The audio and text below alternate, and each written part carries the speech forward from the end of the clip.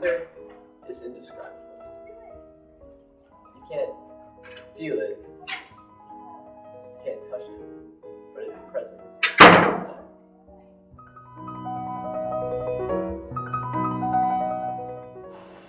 Yeah, I guess if the shame is great enough, it will impact a human to the same extent. If they experience great shame, then that shame can force them back to docility, you said? Yeah. So I guess so.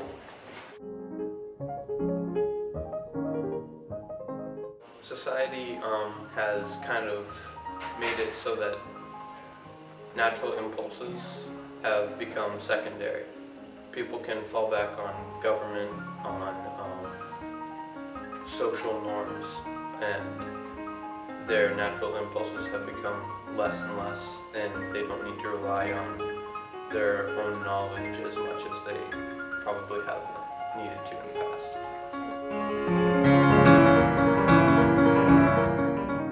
Prison. Definitely prison. Because I'd get some homies.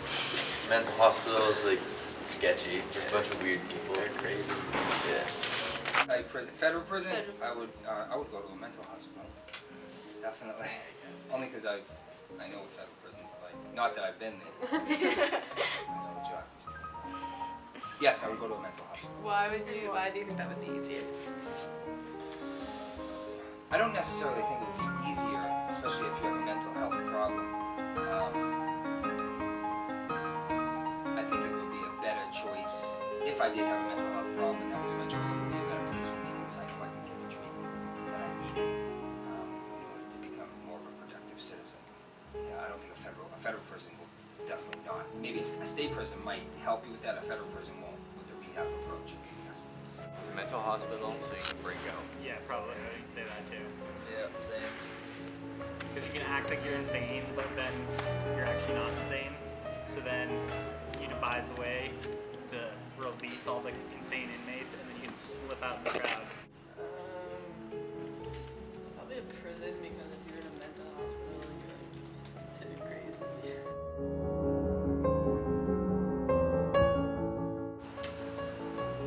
A psychopath is anybody who, I usually have the definition of this. I think it's something like, I think the technical term is anybody who continues to do the same thing, expecting positive change out of it, but they continue to do the same thing. Yes, I think it's someone who can't think rationally, who can't provide for themselves to do the right thing. Yes, but anybody who would do a continued pattern of the same type of behavior, even if it's the wrong thing to do, expecting positive things to come out of it. Someone who's crazy. Yes. Someone who's insane. Does weird stuff. I don't think you can define crazy. I think it's a matter of opinion. I mean, what I think is crazy and what you think is crazy are two different things. So I think it's a matter of perspective. Well, I think mental illness and crazy are two different things. Crazy could be skydiving. I think that's crazy. But mental health, I think, it's a stigma to call that crazy. I would hate to think that we define mental illness as crazy.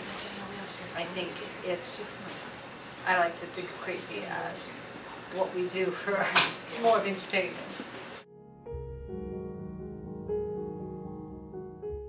I would rather have my mind absolutely 100%. I just had to think about it for a second, but yes, there's no ifs, ands, or buts about it. Yes. And why would you rather? I don't know. I think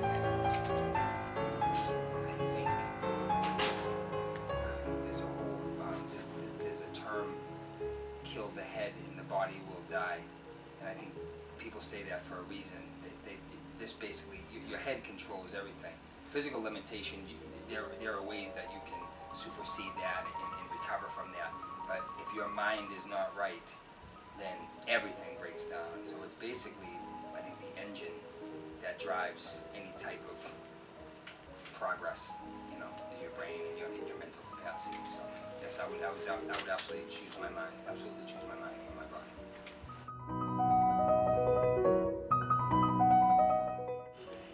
Well, I guess ultimately, yeah, nobody is big. I mean, if we're all equal in that sense. But if we think about the way that our culture, our government is set up, we have authority figures and people in power. So I guess in that sense, we look to them as being the big people, if that makes sense.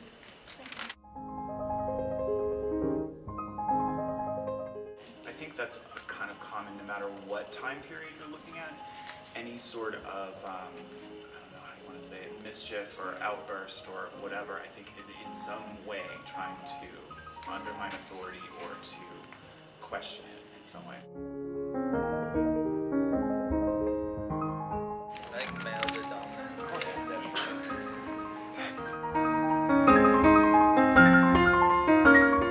You should just throw them in a room, strap them up, yeah, make sure they don't touch anybody. Yeah. I think shame and shame alone can do a lot of terrible things to people.